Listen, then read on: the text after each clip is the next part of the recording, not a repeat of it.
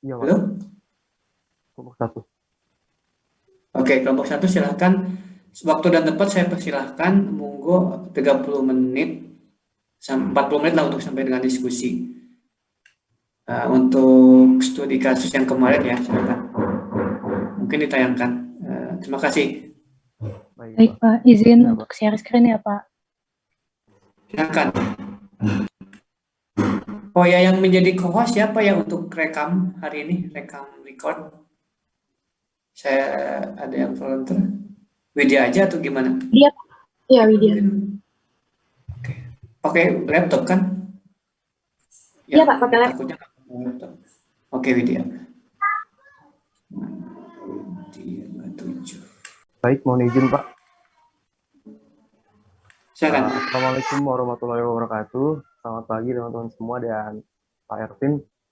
Pada kesempatan kali ini, izinkan kami dari kelompok satu untuk mempresentasikan hasil diskusi kelompok kami, yaitu mengenai tugas pertemuan organisasi, kemudian flowchart, dan juga analytical procedure. Untuk yang pertama, anggota kelompok kami itu beranggotakan 5 orang, yaitu ada Alfiza Fadia Putri, nomor absen 6, kemudian saya Aris Priyata nomor absen 9, Harlina Nurkosasi nomor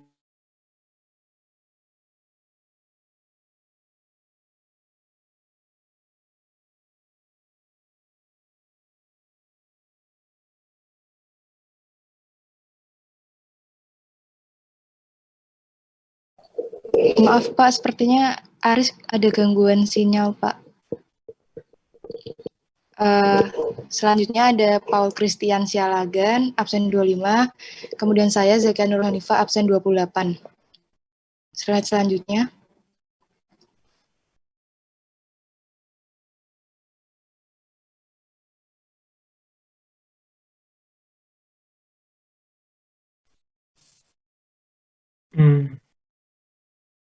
Selanjutnya, saya akan menerangkan tentang struktur organisasi. Jadi yang pertama itu ada presiden dari organisasi Apple Blossom, namanya Larry Lancaster. Dia bertanggung jawab kepada pemegang saham. Selanjutnya ada sekretaris, namanya Lois McWhorter. Dia bertanggung jawab langsung kepada presiden. Dan sekretaris ini dibantu oleh petugas surat, yaitu Gerlard Klett. Selanjutnya, kepala bagiannya ada 4 kepala bagian, yaitu kepala bagian produksi, penjualan, akuntansi, dan perbendaharaan. Kepala bagian produksi namanya Theodore Brown, kepala bagian penjualan ada Ellen Jobs, kepala bagian akuntansi ada Parker Shelton, kepala bagian perbendaharaan ada Lillian Stockstone. Selanjutnya, untuk bagian produksi, di bawahnya ada 2 kepala seksi, yaitu kepala seksi produksi dan seksi pembelian. Seksi produksi sendiri namanya Terry Freytag, seksi pembelian namanya Cherry Palmer. Di bawah seksi produksi ada 4 kepala, yaitu kepala gudang namanya Anthony Colombo, kepala bagian penerimaan barang namanya William Bacham, kepala bagian pengemasan ada Marcel Doyle, kepala bagian pengiriman ada George Everstock. Nah, untuk kepala bagian barang ada 2 orang staf, kepala bagian pengemasan ada 10 orang staf, kepala bagian pengiriman ada 2 orang stafnya. Selanjutnya, untuk bagian penjualan, di bawahnya ada manajer kredit dan staf, dan manajer kredit ini punya 6 staf. Manajer kredit sendiri namanya Brenda Robertson, dan di bawahnya ada petugas pengelola piutang, yaitu Simon Swift. Kemudian bagian yang ketiga yaitu bagian akuntansi. Di bawahnya ada pemegang buku kas, yaitu Donald McKenna. Kemudian ada petugas pengelola utang, Dave Dull. Terakhir, bagian perbendaharaan, di bawahnya ada kasir, yaitu Palm Lewis.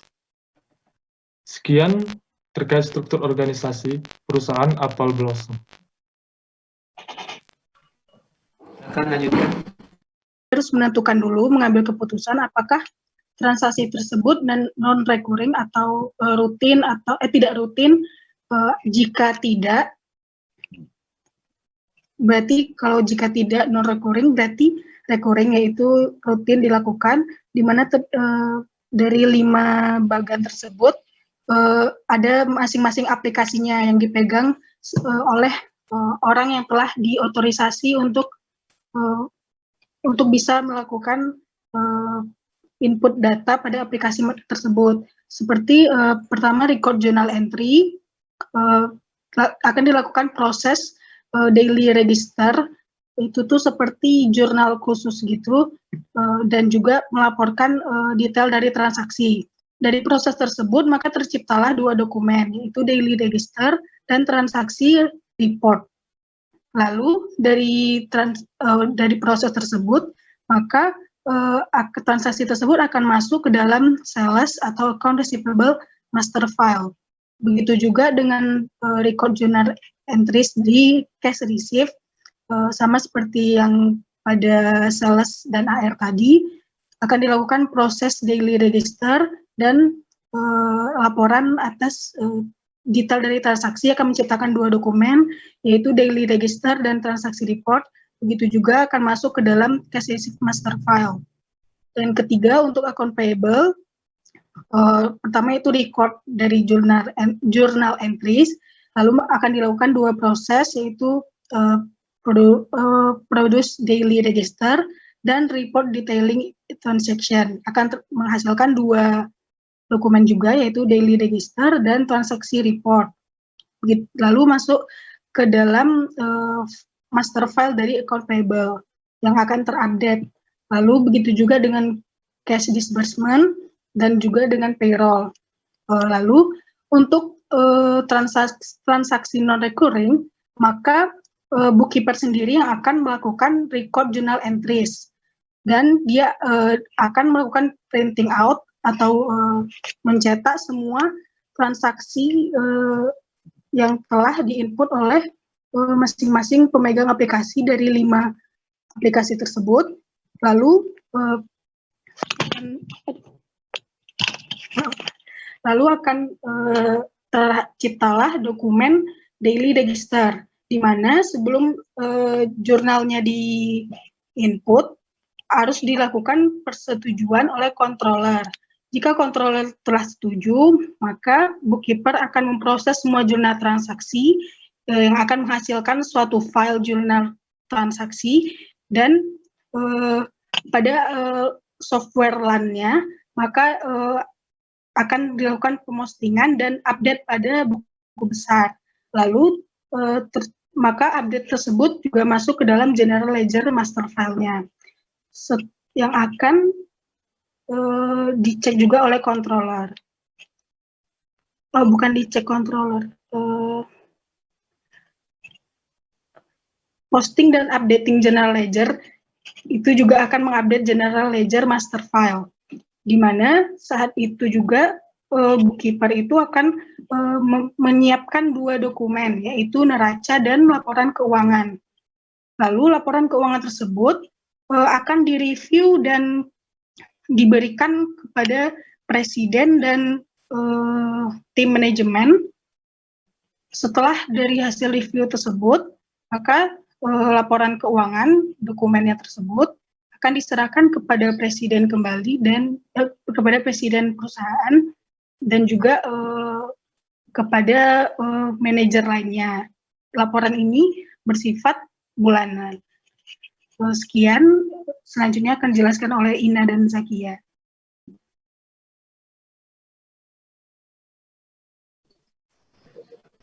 Baik, selanjutnya.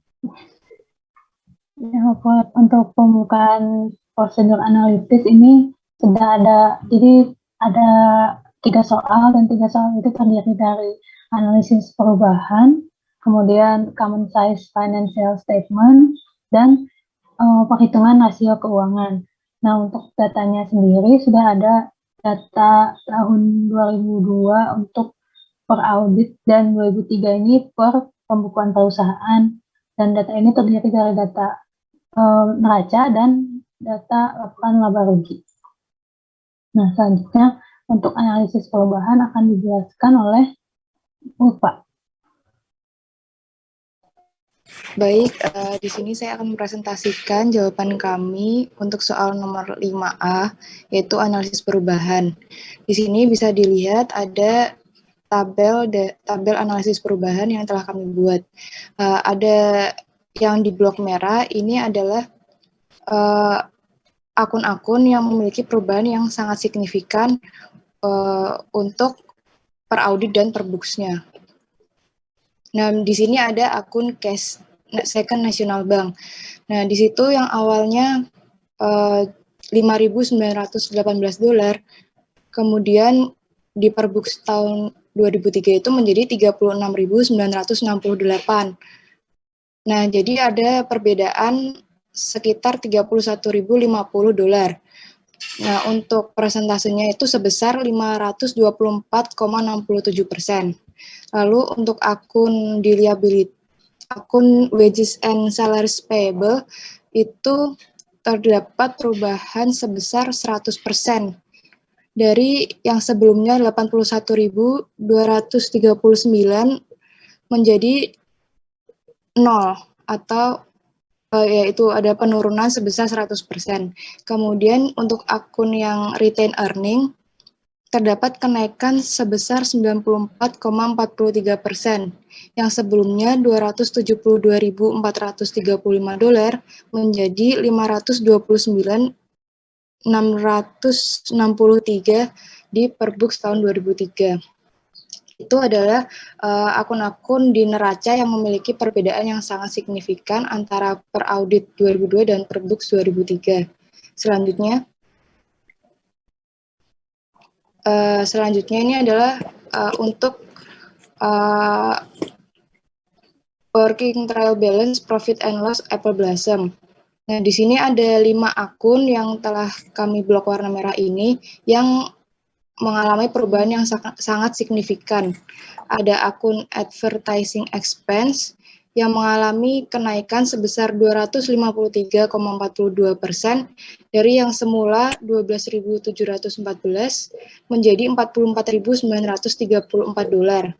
Kemudian ada professional fees yang mengalami kenaikan 178,26% dari 13.347 dolar per auditnya menjadi 37.140 per books-nya tahun 2003. Lalu ada provision for bad debts yang mengalami kenaikan 104,28% dari yang per auditnya tahun 2002 itu adalah 11.156 menjadi 22.790.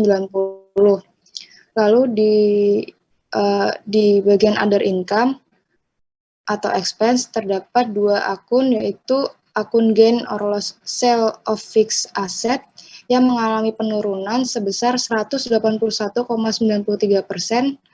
dari yang awalnya 18.638 menurut audit tahun 2002 menjadi 15.270 yang menurut buku tahun 2003. Lalu yang terakhir itu ada net other income yang mengalami kenaikan yang sangat besar dari yang awalnya 517 itu tahun 2002 per audit 2002 menjadi 6.952 untuk per books tahun 2003. Nah, dari ke-8 akun tersebut yang memiliki kenaikan signifikan itu, maka kami menyimpulkan bahwa perlu adanya analisis lebih lanjut untuk ke-8 akun tersebut. Selanjutnya akan dibahas oleh Herlina. Selanjutnya untuk common size financial statement, common size sendiri ini dapat digunakan untuk membandingkan data-data keuangan perusahaan dengan perusahaan lain atau melihat tren dari data perusahaan dari tahun lalu. Nah, untuk apple blossom ini sendiri, common size yang ditampilkan adalah common size dari laporan laba rugi dengan membandingkan tren antara tahun 2002 dan tahun 2003. Akun-akun yang ada di laporan laba rugi ini dibagi dengan penjualan sehingga menghasilkan persentase terhadap penjualan. Untuk untuk COG sendiri besarannya sekitar 40,87% untuk tahun 2002 dan 40,78% dari total penjualan. Dan angka ini cukup stabil dari tahun 2002 dan 2003. Kemudian untuk net income from operation-nya itu sekitar 10%, 10,19% untuk tahun 2002 dan 9,63% untuk tahun 2003. Untuk operating expense ini 48% dan tidak meningkat signifikan pada tahun 2003 yaitu 48,81%. Sedangkan untuk akun beban yang mengalami kenaikan cukup signifikan itu ada akun advertising expense yaitu dari 0,33% pada tahun 2002 menjadi 1,05% pada tahun 2003. Hal ini dapat disebabkan karena perusahaan mungkin sedang mengembangkan kampanye periklanan baru. Namun seharusnya dengan adanya kenaikan beban periklanan ini seharusnya penjualan juga meningkat signifikan. Kemudian untuk net other income-nya sendiri ini meningkat cukup signifikan dari 0,01% pada tahun 2002 menjadi 0,16% pada tahun 2003. Ini dipengaruhi sebagian besar karena adanya perubahan pada akun gain or loss sales of investment yang meningkat sebesar 0,61% dan gain or loss sale of fixed asset. Selanjutnya akan dibahas mengenai rasio keuangan oleh UG. Baik, untuk analisis rasio keuangan sebelumnya itu pengertiannya adalah untuk analisis rasio keuangan itu merupakan bentuk analisis untuk mengukur kinerja perusahaan berdasarkan data perbandingan yang ditulis dalam laporan keuangan seperti laporan neraca, laba rugi, dan arus kas dalam satu periode tertentu. Di sini kami akan membahas mengenai liquidity ratio, activity ratio, dan profitability ratio serta leverage ratio. Nah, untuk yang pertama yaitu liquidity ratio atau rasio likuiditas. Rasio likuiditas itu berguna untuk mengukur seberapa mampu perusahaan memenuhi kewajiban-kewajiban jangka pendeknya. Rumusnya itu ada current asset, ada dua yaitu current ratio dan quick ratio.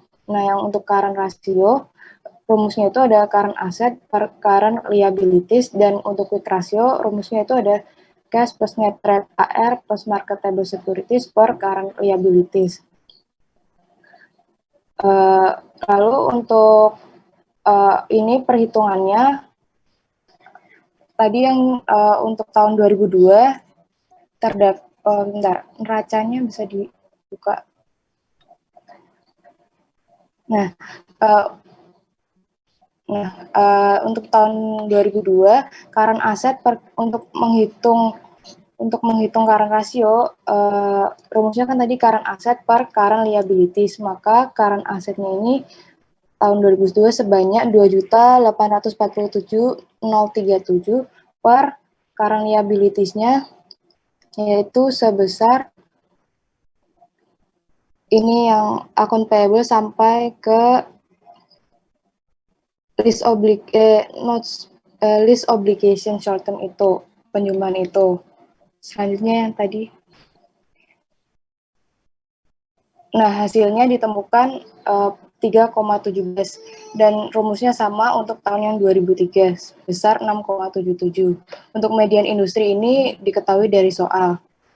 Untuk yang quick ratio bisa dilihat juga untuk perhitungannya dari tadi rumus yang cash, net trade AR plus marketable securities per current liabilities menggunakan nilai yang ada di akun yang di neraca untuk tahun 2002 dan 2003. Yang nilainya 1,73 untuk tahun 2002 dan nilainya untuk tahun 2003 yaitu 4,22. Lanjut yaitu activity ratio. Activity ratio yaitu rasio aktivitas yang mengukur seberapa efektif perusahaan memanfaatkan segala sumber daya yang dimiliki. Dalam analisis ini, aktivitas yang rendah pada tingkat penjualan tertentu mengakibatkan semakin besarnya dana lebih yang tertanam pada aktiva. Dana lebih ini yang dimana dampak dari aktivitas rendah menjadi lebih baik jika ditanamkan pada aktivitas yang lebih produktif. Dalam activity ratio ini ada beberapa rasio yang bisa dihitung. Di antaranya ada AR turnover, days receivable, inventory turnover, days inventory, asset turnover. Nah, itu. Terus untuk AR turnover itu untuk mengukur perputaran piutang, untuk mengukur kualitas dan efisiensi tingkat perputaran piutang dalam satu periode. Caranya bagaimana? Dengan membandingkan net credit sales dengan net trade AR.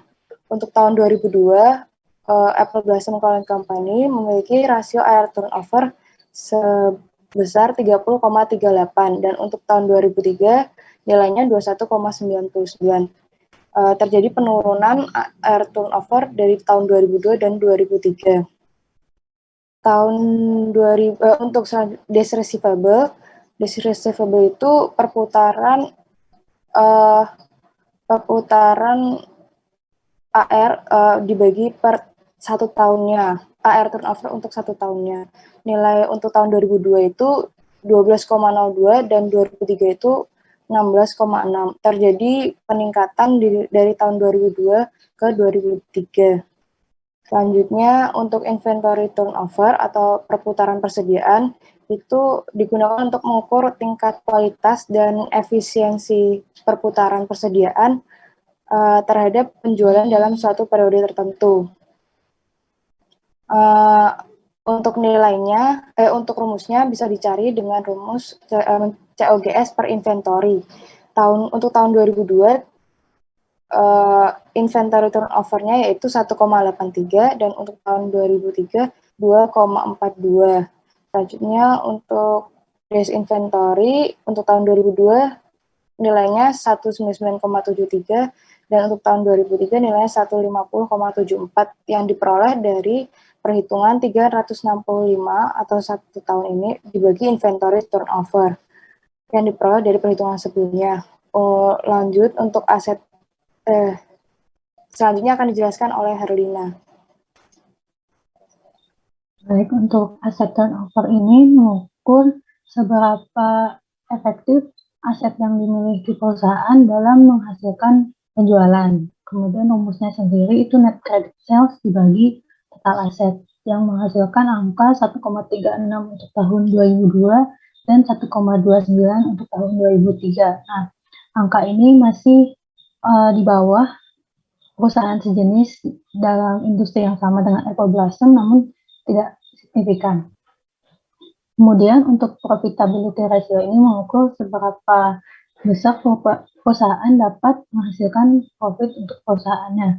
Nah, yang pertama ini dapat diukur dengan income to net worth atau bisa juga disebut sebagai return on equity karena menghitung net income setelah dikurangi pajak dibagi dengan aset dikurangi liability. Nah, ini menghasilkan angka 0,13 dan tetap pada 0,13 untuk tahun selanjutnya. Dan rasio ini sebanding dengan perusahaan lain di industri yang sama.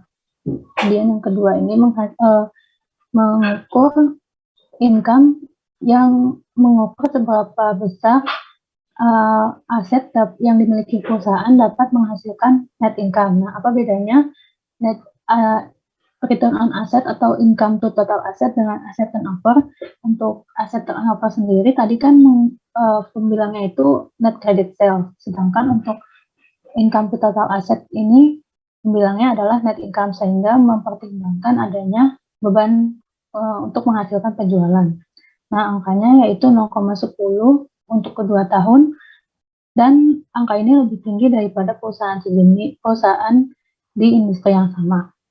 Kemudian ada leverage ratio. Leverage ratio ini untuk yang pertama liabilities to net worth ini mengukur bagaimana perusahaan mendanai operasionalnya, apakah lebih banyak menggunakan liabilities atau menggunakan equities. Nah, rumusnya sendiri yaitu total liabilities dibagi dengan aset dikurangi liabilities, menghasilkan angka 0,3 dan 0,31. Berarti perusahaan ini lebih banyak menggunakan pendanaan dengan ekuitas daripada dengan utangnya.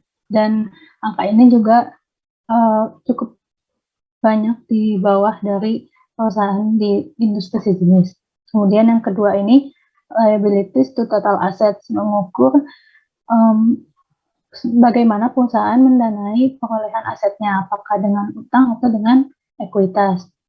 Angkanya menghasilkan 0,23 dan cukup stabil untuk tahun selanjutnya yaitu 0,24, namun tetap di bawah industri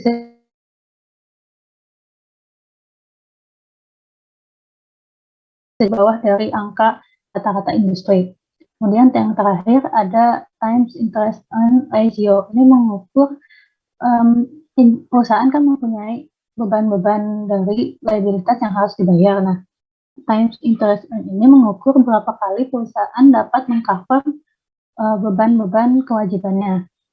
Perhitungannya ini menggunakan net after tax income ditambah interest expense ditambah income taxes atau net income before taxes dan interest. Nah, dibagi interest expense-nya itu sendiri. Nah, ternyata perusahaan dapat mengcover interest expense-nya sebanyak 15,49 kali pada 2002 dan 20,79 kali pada tahun 2003. Sedangkan untuk perusahaan sejenis ini hanya dapat mengcover sebanyak 3 kali, sehingga terdapat perbedaan yang cukup signifikan. Nah, namun sebenarnya angka times interest earn ini apabila tinggi dibanding perusahaan lain ini cukup menguntungkan atau favorable. Kan juga dapat mengindikasi bahwa perusahaan tidak mengutilisasi income berlebihnya dalam proyek-proyek yang digunakan untuk ekspansi, sehingga biasanya kan apabila perusahaan menggunakan income-nya untuk ekspansi itu berarti akan berhutang atau menggunakan excess income-nya untuk investasi. Namun apabila angkanya tinggi berbeda dari perusahaan sejenis di industri, ini bisa jadi perusahaan terlalu cepat membayar kewajiban liabilities-nya sehingga bisa jadi tidak favorable untuk investor jangka panjang. Nah, hal ini harus diteliti lagi terutama pada prosedur audit selanjutnya. Sekian dari kelompok 1. Apabila ada yang bertanya mungkin bisa langsung disampaikan. Terima kasih.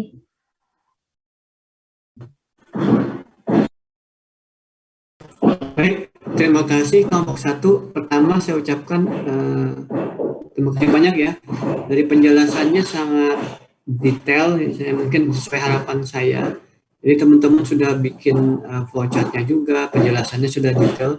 Jadi basicnya pas ya buat teman-teman yang baru memahami proses bisnisnya, ada organisasi dan lain sebagainya, termasuk dengan rasio-rasio keuangannya. Nah, mungkin silahkan di kelompok lain mau bertanya atau berkomentar ya, siapa tahu berbeda jawabnya. Terima kasih, silahkan. Sambil yang menyiapkan jawaban yang dari saya ya. Terima kasih.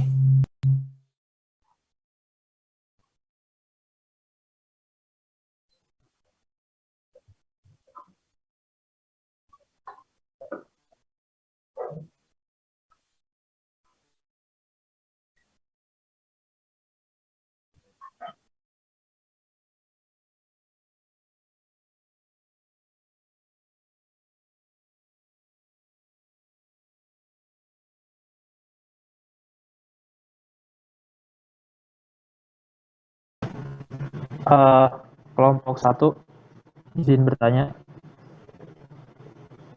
Apakah suara saya terdengar? Terdengar, Alwi. Izin bertanya, nama saya Muhammad Alwi Ramadan dari kelompok 2, nomor urut 18. Izin bertanya kepada kelompok 1 mengenai flowchart. dalam flowchart tadi ada proses approving yang dilakukan oleh controller. Nah, apakah proses approving itu kan dari flowchart tadi dilakukan bahwa itu adalah akses fisik. Nah, itu apakah dilakukan oleh dua orang berbeda, approver dan reviewer, atau cuma satu approver saja? Terima kasih kelompok 1.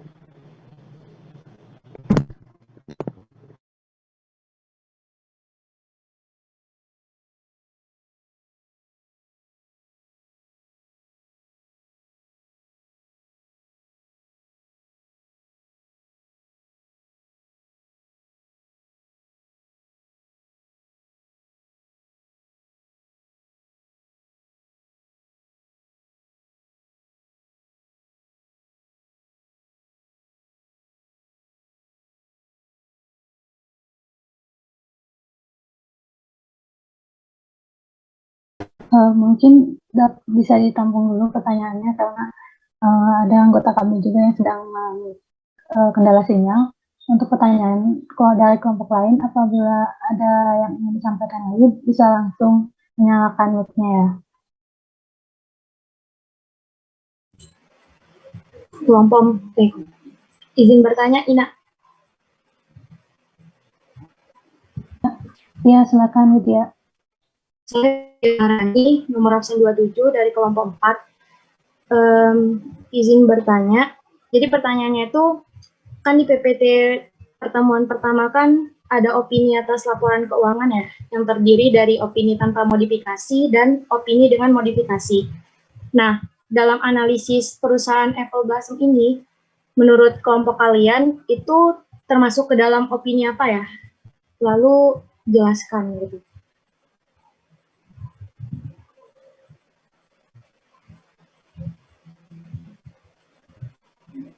Terima kasih. Terima kasih Widya. Ya, sama-sama.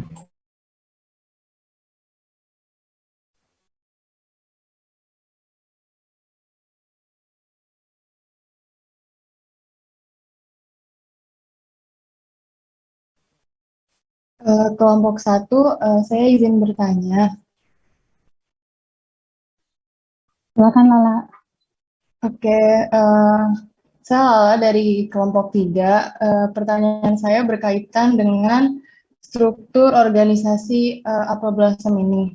Nah, kalau di kelompok 3 sendiri, di kelompok saya itu, untuk peran manajer kredit dan petugas pengelola piutang, yakni Brenda Robertson dan Simon Swift itu, kami membuat mereka itu jabatannya setara, karena kami berpikirnya nanti akan ada kerjasama di antara mereka, entah untuk menambah kredit customer atau untuk menghapus piutang. Nah, sementara kalau tadi dari presentasi teman-teman kelompok 1 kan mereka dibuatnya Brenda itu membawahi si Simon Swift ya. Nah, itu boleh tahu nggak ya alasannya kenapa? Terima kasih.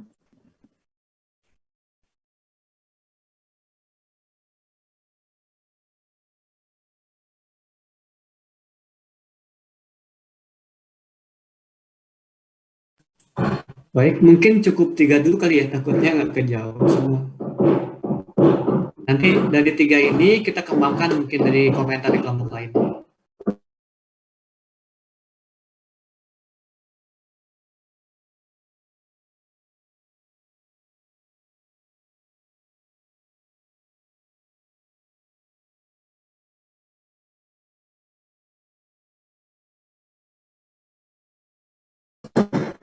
Baik, dan menjawab dari pertanyaan Dewi, apakah approver sama reviewer itu berbeda?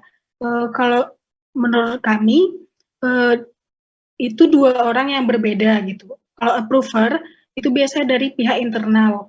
Dia harus minta persetujuan sebelum entry jurnal.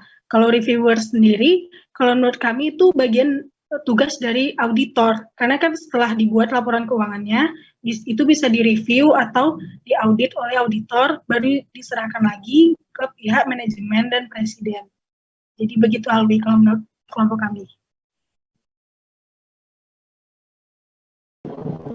Oh ya, berarti kalau approval itu datang dari staffnya, kalau reviewernya itu datang dari auditor kayak gitu ya?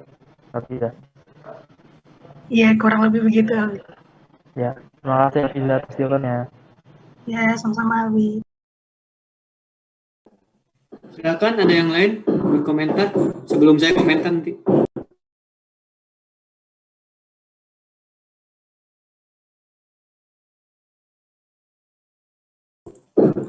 Mungkin langsung aja saya komentari ya terkait dengan jawaban ini, terkait dengan pertanyaan Mas Alwi. Di satu sisi bisa juga tadi Mbak Alfijan benar. Jadi kadang approver itu untuk perusahaan internal, review untuk auditornya. Namun kita harus melihat dulu konteksnya kayak gimana, di mana kadang kayak di tempat saya di Inspektorat Jenderal. Di Inspektorat Jenderal itu ada namanya pengawasan melekat di perusahaan-perusahaan juga kayak gitu, di mana atasan melakukan review atas bawahannya. Artinya ini bisa memang juga dilakukan dalam approval dan review itu hanya konteksnya yang berbeda, tapi bisa saja satu orang. Jadi kita lihat konteksnya di sini seperti apa. Kalau tidak dijelaskan itu bisa dua orang yang berbeda ataupun satu orang yang berbeda. Jadi tergantung konteksnya ya. Karena sama-sama kalau approver itu seperti meng-approve ya, artinya menyetujui. Tapi biasanya kalau di perusahaan itu approver itu lebih ke persetujuan untuk misalkan pengajuan barang ya. Kita lagi memesan barang, diajukan, di-approve, kayak gitu, disetujui. Kalau istilah keuangan itu otorisatornya, diotorisasinya. Kalau review lebih ke biasanya lebih ke dokumennya. Karena teman-teman lihat dokumen di review kan dokumennya, apakah ada salah-salah ketiknya kayak gitu. Hal-hal lebih ke teknisnya, substansinya kayak gimana. Apakah salah hitung kayak gitu. Kalau approval lebih ke otorisasinya aja, pengesahannya aja. Itu sih. Itu biasanya bisa satu orang atau dua orang sama-sama. Tapi beda konteks ya. Oke, kayaknya udah clear ya. Silakan mungkin kalau belum clear ditanyakan lagi. Kalau tidak kita lanjut ke pertanyaan berikutnya ya.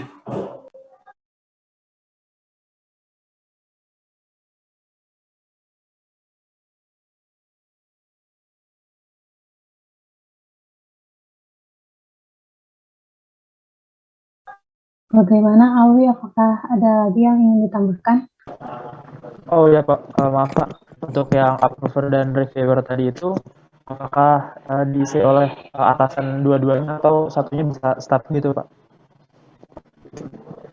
Oh, untuk approver biasanya ada staff lagi, jadi staff yang berbeda. Dia itu kayak kalau proses kayak pengajuan barang diajukan oleh misalkan oleh yang pengaju yang ngajuin barang, kemudian di-approve oleh orang lain. Misalkan.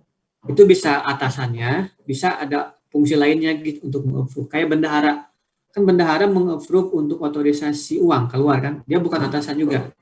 Jadi beda-beda juga ya, bisa atasan, bisa orang lain yang di tusinya itu. Baik Pak, terima kasih atas jawabannya Pak. Baik, lanjut ya silakan. Kelompok 4 selanjutnya. Kelompok 4.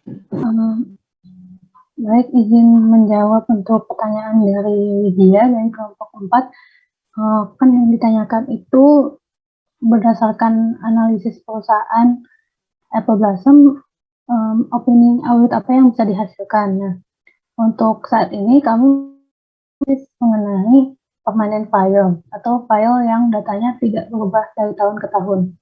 Kemudian melakukan analytical procedure, yaitu melihat atau menghubungkan data non-keuangan dan data keuangan untuk menghasilkan prosedur analitis pendahuluan, sehingga untuk opininya sendiri kami belum bisa menghasilkan. Untuk dari struktur organisasinya itu bisa jadi membantu nanti prosedur analisis dari pengendalian internalnya, apakah ada kelemahan dari perusahaannya dan sebagainya, dan analisis prosedur analisis ini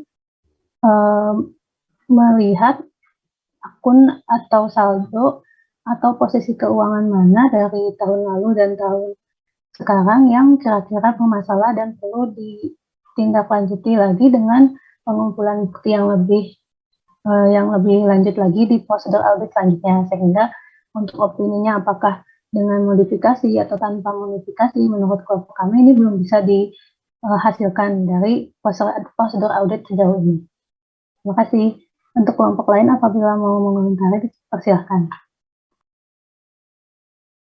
Baik, terima kasih jawabannya betul dalam arti posisi yang sekarang ya. Mungkin kelompok lain ada lagi? Atau saya langsung aja ya, karena pada umumnya udah kejawab. Sedikit tambahan, kalau kita lihat prior dokumen tahun lalu, di situ ada audit report tahun sebelumnya di halaman 272 ya di buku itu. Ternyata di sana secara umum WTP ya.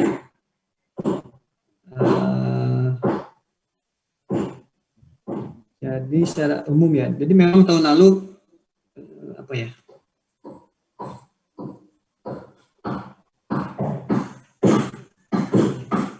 Oke ya. WTP kalau tidak salah ya. Mungkin bisa dilihat 273-nya. Seperti itu ya.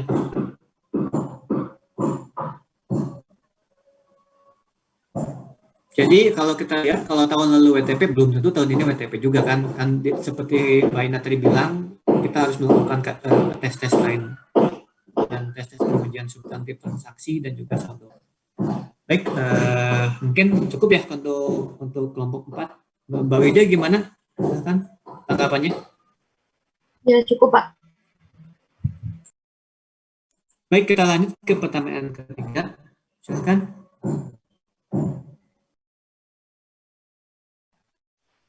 Baik, saya akan menjawab pertanyaan dari Nabila.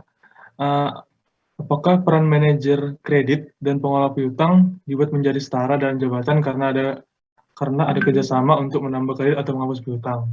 Nah, kalau menurut buku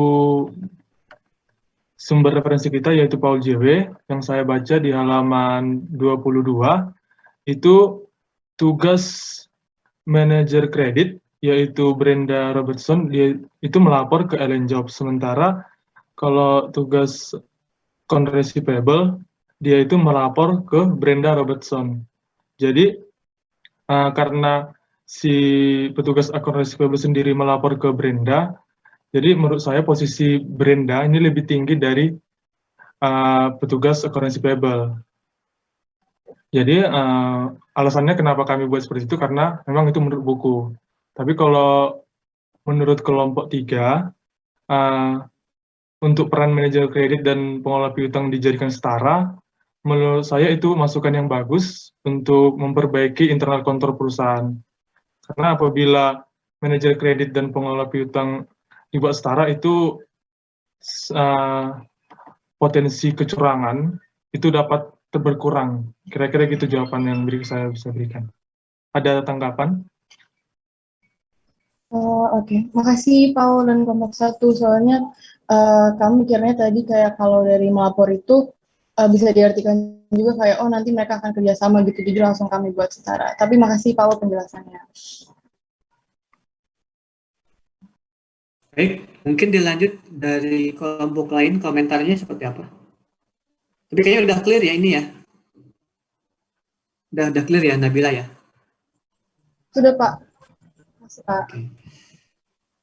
Baik, satu lagi pertanyaan dari saya tuh yang di chat.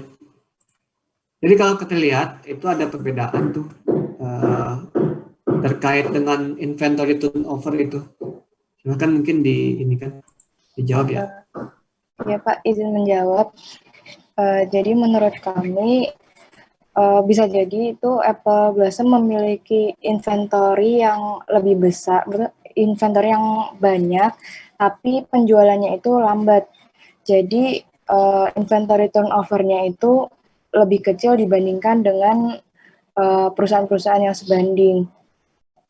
Gitu Pak.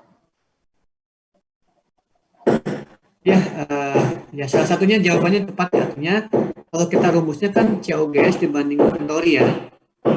Ketika inventory-nya nggak banyak dan itu nggak jadi COGS, memang mau nggak mau COGS-nya lebih kecil. Oke, sependapat dengan Jakia. Silakan mungkin ada komentar dari kelompok lain. Ada tambahan lain mungkin bisa siapa tahu inventory-nya kecil dan sebagainya, silakan.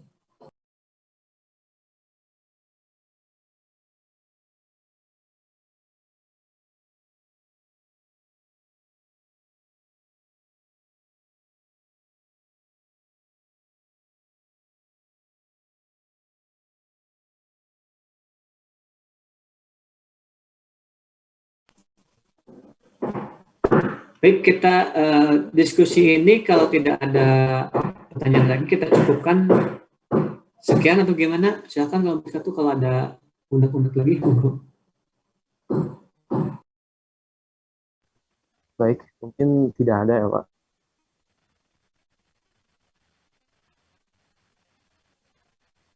Halo, oke, kalau sudah ada ya.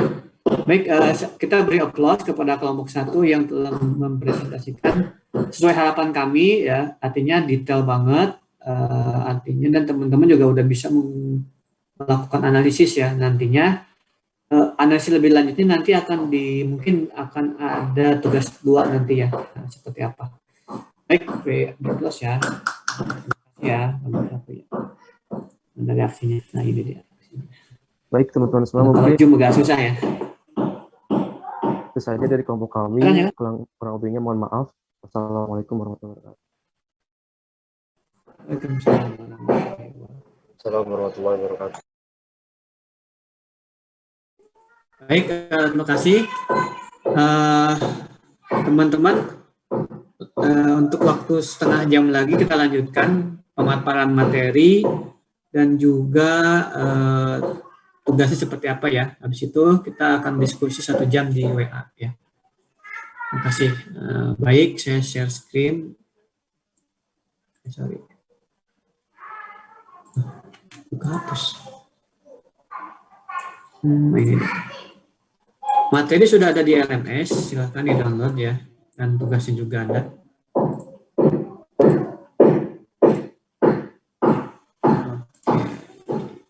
Ini. Nggak bisa kelihatan. Inilah kalau Zoom ya. Sedikit. Oke, baik, lanjutkan. Pada pertemuan kali ini kita akan membahas bagaimana pemahaman atas proses bisnis dan prosedur analisis. Yang mana sebenarnya teman-teman udah lakukan ya di tugas ini ya. Jadi kita coba memahami AKSK dulu teman-teman. Prinsipnya kayak gitu. Kemudian teman-teman mengerjakan sesuai soal. Nah, kita akan bahas nih kira-kira apa sih yang teman-teman kerjakan kemarin minggu lalu itu ya, sampai yang dipresentasikan hari ini kayak gimana.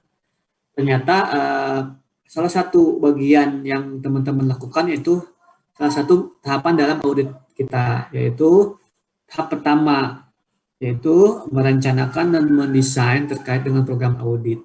Salah 2-nya adalah poin pemahaman proses bisnis klien dan industri, yang mana teman-teman kan sudah membangun melihat organization chart-nya, kemudian flow chart daripada alur akuntansinya seperti apa, termasuk internal control-nya tadi. Ada beberapa masukan-masukan dan seperti itu.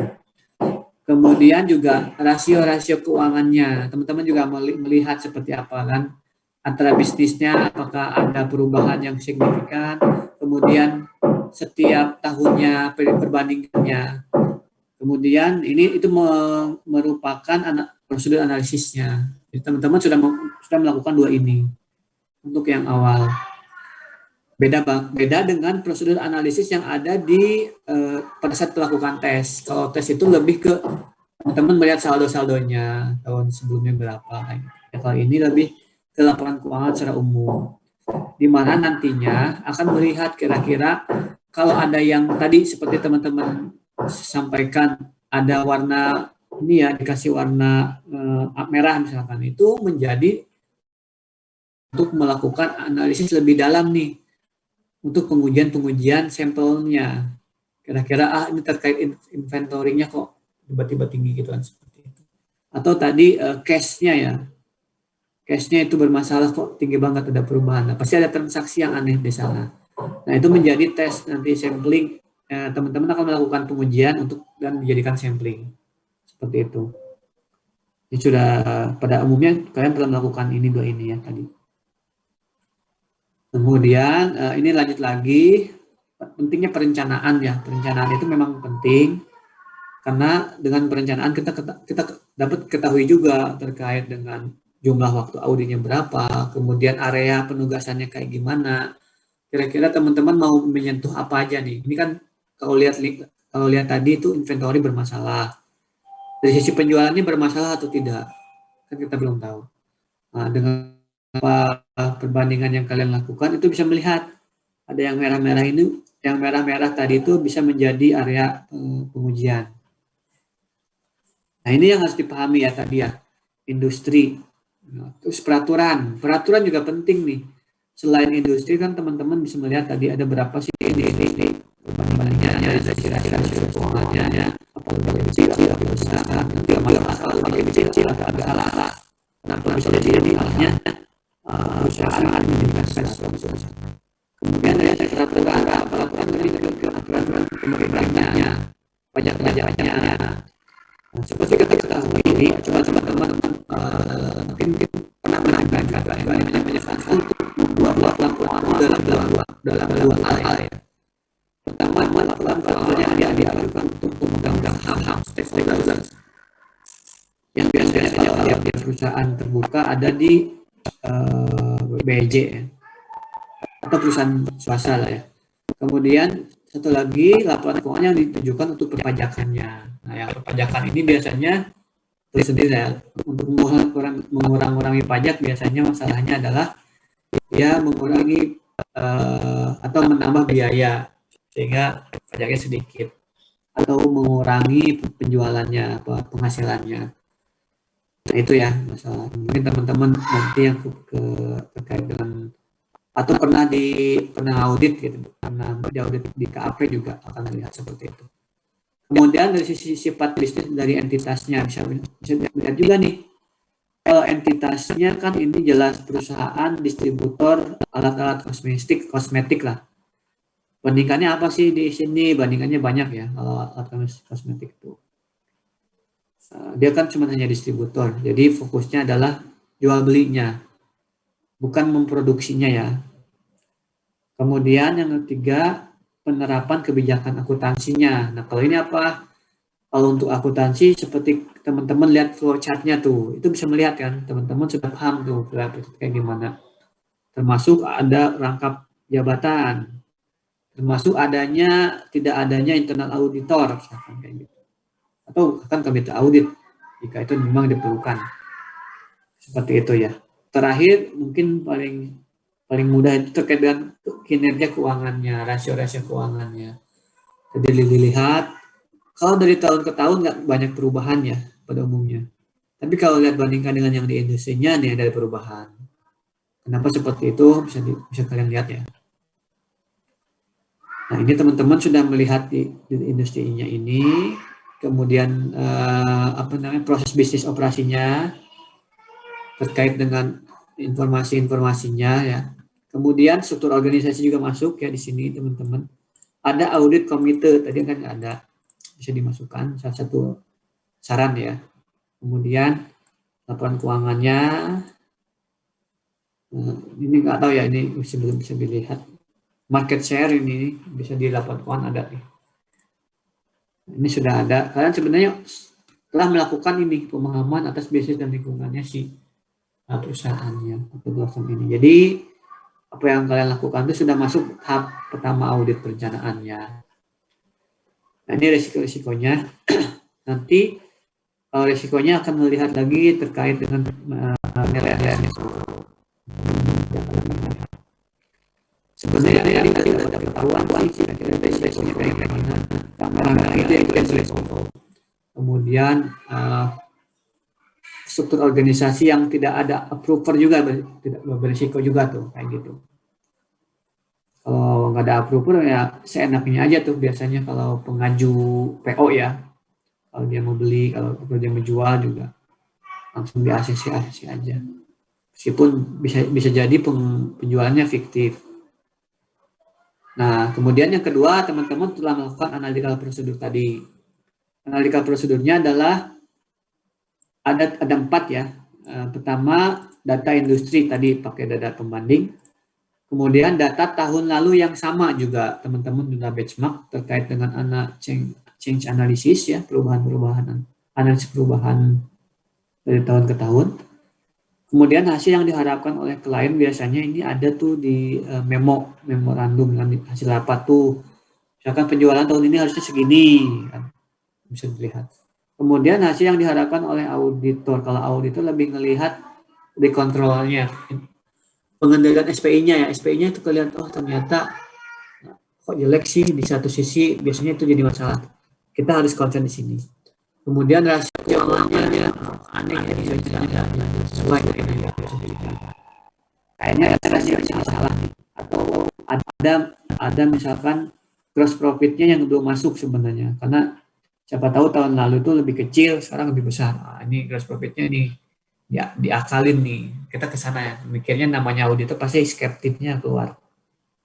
Meskipun bohong ya, maksudnya bukan bohong. Meskipun nanti faktanya nggak ya sama gitu. Tapi memang harus skeptik. Namanya auditor ya. Ya teman-teman kalau jadi auditor kayak gitu. Nggak husnudon, suudon terus ya. Tapi memang ada dasarnya sih namanya orang ya, auditor seperti itu kerjanya. Nah ini merupakan contoh ya, contoh yang teman-teman lakukan tadi. Cash ratio-nya, current ratio ini melihat dari ya tadi ya, jangka pendeknya kayak gimana.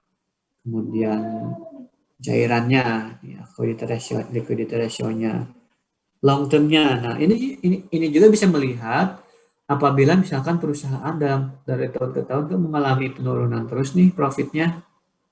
Kemudian short term-nya bahkan gede misalkan. Wah ini kacau nih. Artinya kalau secara umum misalkan bermasalah nih pembayarannya nih. Kalau short term aja bermasalah, kemungkinan long term-nya akan bermasalah lagi. Apalagi sekarang pandemi misalkan. Nah ini bisa melihat auditor, oh ini kemungkinan bisa jadi bangkrut nih di beberapa tahun ke depan ini. Itu merupakan early warning juga buat meriksa nih untuk yang disampaikan ke pengguna laporan hasil auditnya. Oh ternyata ini kalau nggak diperbaiki rusak nih, maksudnya hancur nih perusahaan. Kalau kita kasus Enron beda banget ya. Kalau Enron itu nggak dikasih tahu, bahkan dibantu untuk memanipulasi data. Kalau mungkin kalau kasus Enron ini udah dikasih tahu oleh auditornya, pemegang saham udah pada ini menjual saham-sahamnya dan itu udah dipakai gitu. Istilahnya mereka nggak rugi.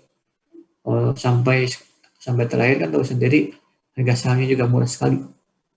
Kasihan yang memang penjualan terutama pensiunan perusahaan yang telah memiliki stok perusahaan yang mau dijual akhirnya nggak kejual karena nilainya sangat-sangat kecil. Kayak gitu ya. Nah ini contohnya dengan perbandingan industri tahun 2008 dengan 2009. Dimana kalau di industri naik nih, kalau di klien malah turun. Nah ini ada apa nih inventory turnover-nya nih. Ini juga bisa menjadi indikasi. Kita harus cari tahu kenapa alasan itu aja sih. Bisa jadi memang alasannya benar. Contohnya sekarang lagi posisi corona ya, kok mau nggak mau ya nggak banyak penjualan.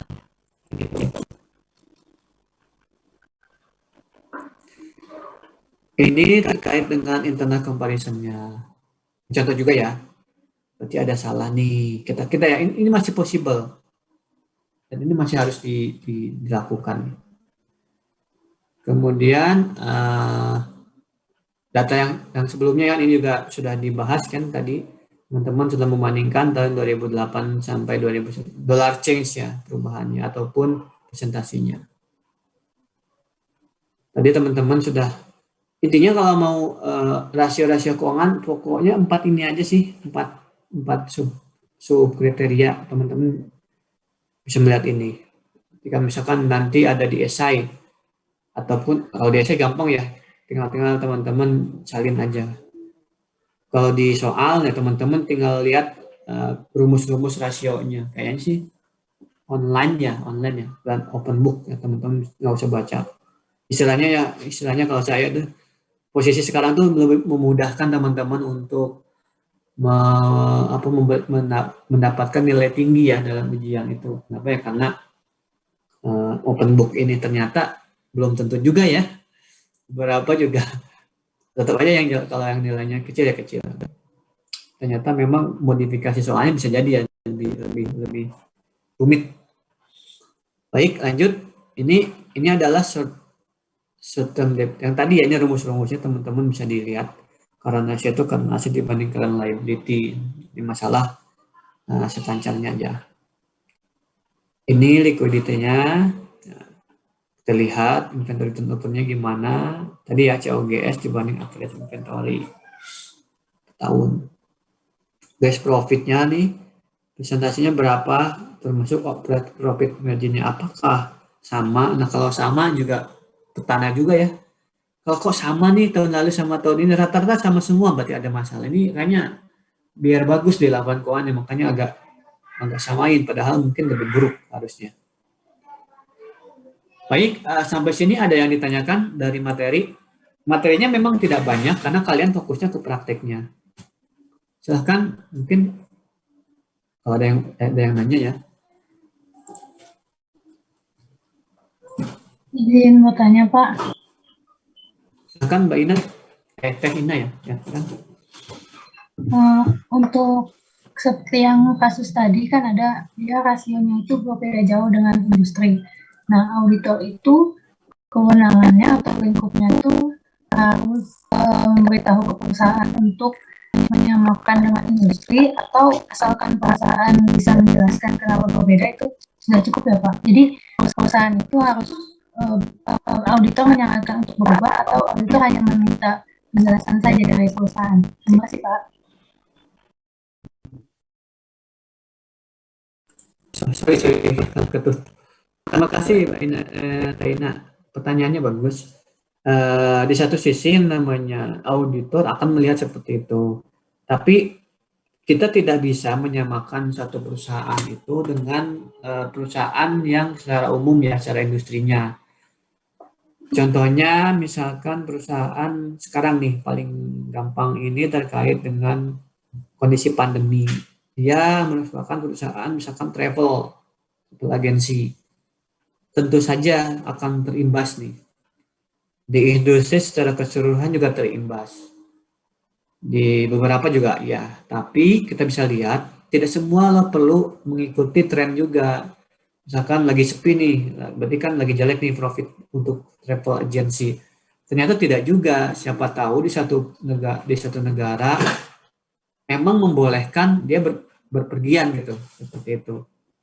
Dalam posisi kayak gini ya, secara lokal misalkan, secara lokal nggak masalah bepergian kemana-mana, ataupun mungkin internasional enggak ya, tapi kalau lokal gitu kan dia bisa. Nah itu nggak masalah selama bisa membuktikan bahwa memang ada nih di kami memang penjualannya bagus, terutama di daerah itu maaf ya, mungkin bukannya saya, tapi memang perlu juga edukasi sebenarnya. Edukasi dari pemerintah terkait dengan 3M ini. Rata-rata juga tidak paham juga teman-teman di daerah itu, kadang-kadang yang nggak pakai masker kan, bepergian aja pergi kemana-mana gitu. Jadi kadang-kadang ya itu karena tidak ada sanksinya. Nah itu bisa terjadi dan itu nggak masalah. Jadi auditor hanya melihat oke, dia nggak sesuai tren perusahaan nih, tapi dia punya alasannya seperti itu. Itu Teh. Jadi nggak perlu kita harus menyamaratakan, enggak. Yang dicari adalah faktanya. Kenapa dia bisa bertahan seperti itu? Ternyata faktanya buktinya ini. Udah. Dan bukan suudon ya. Sikap skeptisnya auditor itu memang perlu diuji. Jika ujinya benar, makanya dihasilkan WTP kayak gitu. Pengujian yang kita lakukan sebenarnya apabila faktanya benar bahwa perusahaan memang benar nilainya segitu kok ya, nanti hasilnya WTP, perusahaan nggak salah, wajah tanpa pengecualian atau tanpa modifikasian istilahnya, kayak gitu. Silakan. Oke, kita ada waktu berapa ya ini? 8, dikit lagi ya. Oke, 12 menit. Saya akan paparkan tugas kedua yang akan dikerjakan dalam 1 jam ke depan, diskusi ya, bukan pengerjaan ya, diskusi ya. Karena biasanya kalau di kelas saya ya teman-teman dalam satu kelompok silahkan diskusikan masalah tugasnya, kemudian minggu depan berpresentasi. Jadi teman-teman minimal ada waktu diskusi di kelasnya gitu loh. Kadang-kadang kan itu yang agak susah kalau udah selesai PJJ ya kalian baru diskusi ya. udah telat, artinya pertanyaan-pertanyaan yang harus ditanyakan ke saya nggak ada gitu. Baik, lanjut ke materi ya. Materi apa namanya? Ke tugas. Tugasnya adalah ini. Sebenarnya udah ada di LRPS-nya. Silahkan bisa dilihat. Ini terkait dengan untuk minggu depan ya. Ini materi minggu depan, risiko audit dan materialitas. Ini teman-teman nanti mengerjakan 2 soal. Ini kelompok 2 ya. Soal 5 butir D yang tadi lanjutan, sama mengerjakan menentukan materialitas di halaman 41. Nah, baik teman-teman, saya coba lihat. Kalau teman-teman punya bukunya atau PDF? Tapi nggak apa-apa sih selama bisa dibaca ya. PDF Pak yang scan. Nah, PDF paling nanti di print ya. Yang dibutuhkan. Kalau saya coba cari di Tokped, ada juga ternyata di Tokped, di Shopee gitu. Tapi ya hasilnya ya, kirain bukunya agak bagus sih, ternyata ya begini. Baik, lanjut ya di halaman 45. Di situ kita melanjutkan yang terkait dengan analytical procedure dan risk analysis ya, nomor 5 halamannya, yaitu analytical procedure and memorandum. Di sini teman-teman diminta untuk melakukan analisis audit risk-nya berdasarkan yang telah kalian buat di 5A dan 5B, yaitu terkait dengan change analysis ya, dengan common size financial statement, di mana teman-teman cuma bisa identifikasi aja kira-kira yang teman-teman temukan tadi ya, yang kayak di merah-merahkan itu, kira-kira penyebab resikonya apa sih nantinya. Kenapa bisa seperti itu. Kedua, kira-kira errornya kayak gimana. Itu aja sih. Nggak ribet ya. Teman-teman bisa melihat dari permanent file tadi yang ada di halaman-halaman yang sebelumnya. Ini juga ada contohnya terkait dengan saldo akun receivable signifikan lebih tinggi dari sebelumnya. Kenapa? Gitu. Karena ternyata memang ada belanja di Januari sampai di Desember. Ya, ada pemasukan yang harusnya di bulan Januari tapi dimasukkan di Desember, atau ya betul seperti itu. Itu juga bisa tuh. Kayak kasus Garuda lah ya. Kasus Garuda kan gitu ya. Harusnya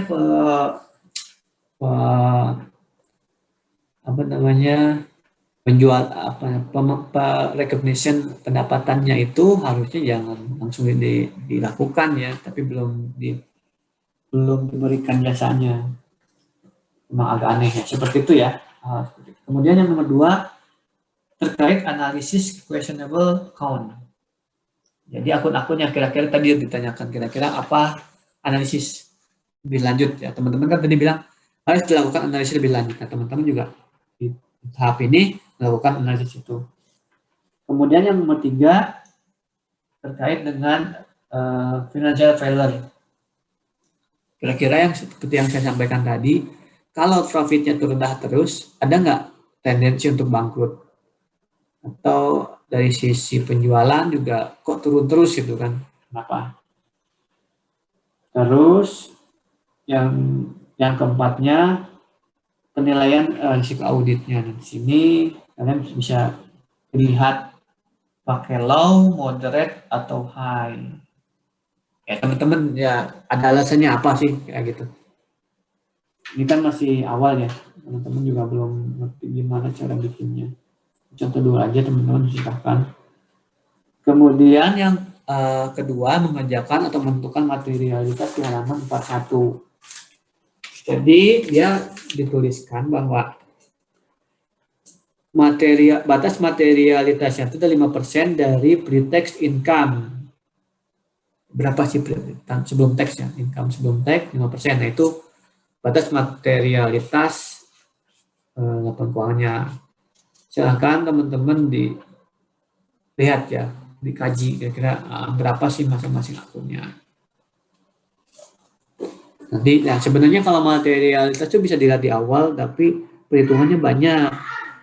Hanya yang dan dari penentuan materialitas itu tidak ada prosedur yang baku, artinya tiap auditor ya tergantung kriterianya dia sendiri. Maksudnya Dari sisi misalkan risiko auditnya, dari sisi SPI-nya, pelaksanaan implementasi SPI-nya, itu kan banyak tuh. Dan makanya dia menentukan 5% dari pre-tax. Kenapa? Ya, itu pasti ada pertimbangannya juga dia. Udah, mungkin dari saya sekian kali ya penjelasannya. Silakan kalau masih belum jelas ditanyakan ya.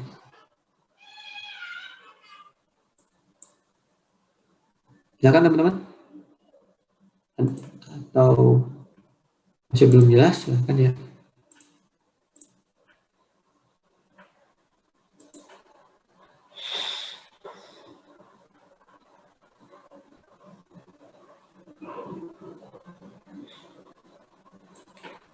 Yang kemarin, oh iya saya mau nanya, yang lagi WFO hari ini siapa? Saya, Pak. Saya juga, Pak. Oh, benar. Awi ya, WFO ya? Iya, Pak, benar, Pak. Siapa lagi tadi? Saya, Pak. Rahmi, Pak. Nurbaiti Rahmi. Oh ya, Rami. Di mana? Oh, masih? Bukannya kemarin WFO ya? Enggak juga ya? Enggak, Pak. Kemarin saya izin, Enggak ya? ini masuk sekarang. Oh iya ya. Oke. Mudah-mudahan sehat selalu yang WFO. Ya sih, kadang enaknya gini ya, PJJ itu yang kayak double-double tugas bisa dilanjut gitu. Baik, ada lagi yang ditanyakan sebelum kita lanjut ke sesi WAG. Izin bertanya, Pak. Oke, Devina. Oke, silakan Mbak. Terkait yang tugas sebelumnya, boleh nggak, Pak? Boleh silakan. Ya. Silakan. Saya masih bingung, Pak. Itu saya lihat rasionya yang AR turnover-nya itu tinggi banget. Sedangkan inventory turnover-nya itu rendah banget gitu. Kayak jomplang gitu, Nah, itu kenapa ya, Pak? kalau AR berarti kan masalahnya penjualan ya? Iya, Pak. Ya kan? Berarti kan ada hubungannya ke Penjualan. inventory gitu. Ya, kalau penjualan berarti inventory-nya harusnya keluar dong. Iya, Pak. Nah, kalau dia inventory turnover-nya apa namanya rendah, berarti ada yang salah dong di situ. Ya, ya nggak? Iya, Pak. Nah, berarti bisa itu menjadi tugas kita. Nah, ini kayaknya ada masalah nih. Kok dalam artian kok penjualnya tinggi, tapi dari sisi inventory-nya kok begini sama COGS-nya ya kan? Ada masalah nih, ada yang mungkin belum dimasukkan atau gimana. Dan memang benar juga Devina ya? Iya, Pak. Ya kan, benar kan ya? Iya, Pak. Panggilannya saya lupa lagi. Ya, Devina. Devina, jadi kalau yang namanya rasio laporan keuangan itu dari satu akun itu benar-benar mempengaruhi akun-akun yang lain tadi. Kalau ininya benar, berarti bermasalah di akun receivable bisa jadi tuh. Coba lihat industrinya, coba lihat tahun yang sebelumnya. Kalau tahun sebelumnya rendah, tapi dia WTP, berarti mungkin memang begitu. Masih saya gitu, kan tahun lalu juga rendah misalkan, maksudnya nggak jauh beda dengan tahun ini, misalkan nih. Berarti memang posisinya dia nggak mengikuti trennya di industri, tapi dia posisinya sama.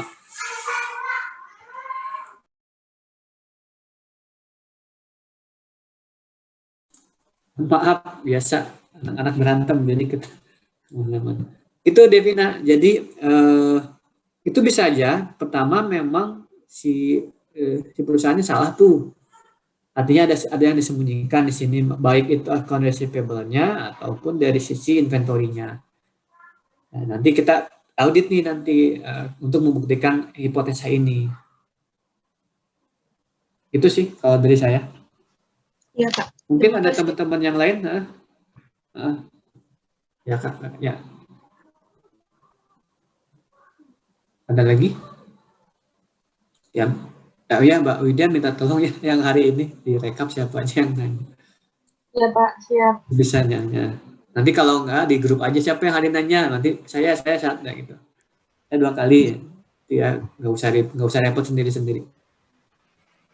Baik, kalau tidak ada kita cukupkan sekian untuk sesi Zoom-nya. Kira-kira gimana teman-teman? Ketua kelas Taufik ya? Iya, Pak. Ya kan? Atau PJ-nya? Cukup ya? Cukup aja, Pak. Cukup. Tidak kalau dari saya sendiri. Oke, kita cukupkan. Untuk diskusi cukupkan, dan nanti kita akan diskusi 1 jam. Silahkan kelompoknya offline, silahkan WA-an lah istilahnya, ataupun video WA itu kan lebih. Kalau Zoom itu lebih banyak nyedot ya, dibanding pakai WA group ya. WAG itu kecil kalau nggak salah. Ya, saya juga pernah nyoba dan nggak banyak, butuh kuota banyak. Iya, Pak. Dan dari sisi tugas nggak banyak sih hari ini karena kita akan menindaklanjuti yang kemarin dari sisi analisis dan kemudian materialitas. Itu aja sih. Jadi ya lebih banyak.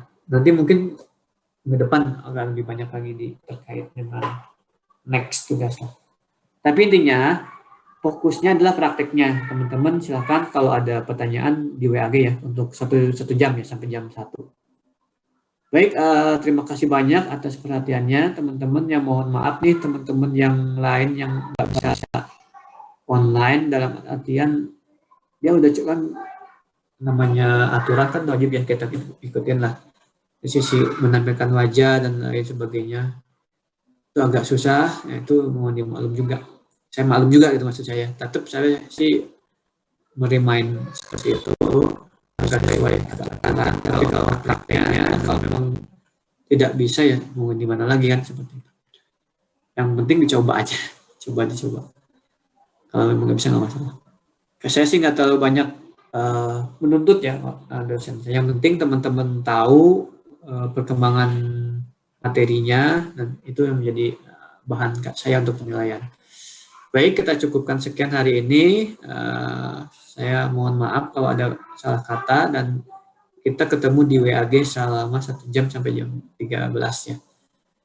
Baik, ada yang sambil ngemil juga monggo ya, kita serahkan ke teman-teman. Karena saya nggak tahu apa yang dilakukan oleh teman-teman.